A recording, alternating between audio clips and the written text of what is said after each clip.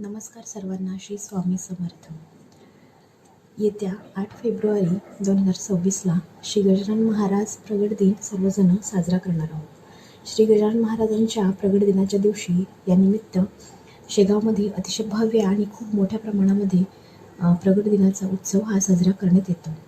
माघवैद्य 7 शके 1800 म्हणजेच 23 फेब्रुवारी 1878 या दिवशी 24 वर्षाचे संत श्री गजानन महाराज शेगाव जिल्हा बुलढाणा इथे दिगंबर स्वरूपात प्रगट झाले होते. देवीदास पातुरकर यांच्या मठाबाहेर उष्टपात्रावळीतील अन्नाचे शिते खात असताना ते लोकांच्या दृष्टीत पडले.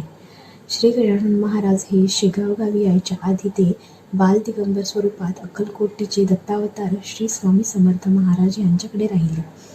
तिथे राहून त्यांनी त्यांच्या बाललीला दाखवल्या असे लोककथेमध्ये सांगितले जाते.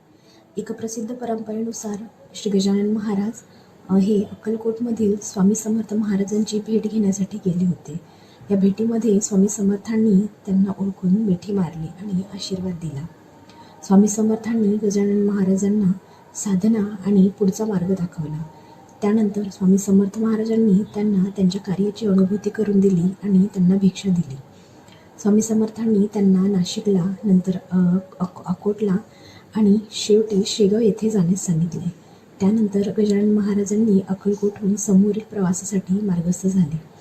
शेगावमध्ये त्यांनी साधना केली आणि शेगावच्याच स्थानी प्रथम प्रगट झाले.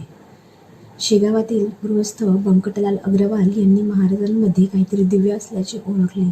त्यांनी महाराजांना त्रास न देता अन्न दिले, आदराने वागणूक दिली. याच घराण्यात महाराज काही काळ राहिले.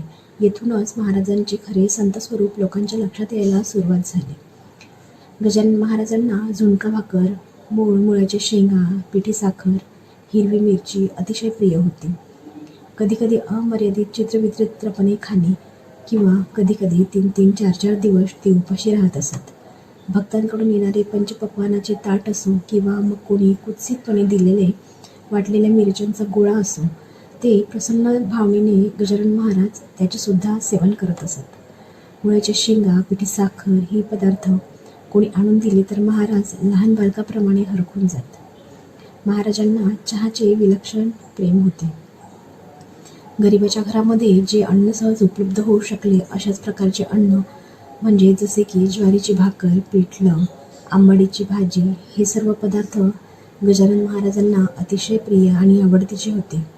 त्यामुळे आजही महाराजांच्या भंडाऱ्यासाठी इतर पंचपक्वानासोबतच वेगळं भाकरी, ज्वारीची भाकर, पिठलं आणि आंबाडीची भाजी आवर्जून केली जाते. गजानन महाराज प्रगट दिनाच्या दिवशी एकदिवसीय श्री गजानन विजय ग्रंथाचे पारायण करावे. 1 दिवस शक्य नसल्यास तुम्ही 3 दिवसाचे पारायणसुद्धा करू शकता. श्री दासगणू विरचित हा श्री गजानन विजय ग्रंथ 21 अध्याय असलेला ग्रंथ आहे. त्यामध्ये श्री गजानन महाराजांच्या लीलांचे आणि त्यांच्या शिकवणींचे आपल्याला प्रत्यय येते आणि शिकायला मिळतात. संक्षिप्त गजानन ग्रंथाचे सुद्धा पारायण करू शकता.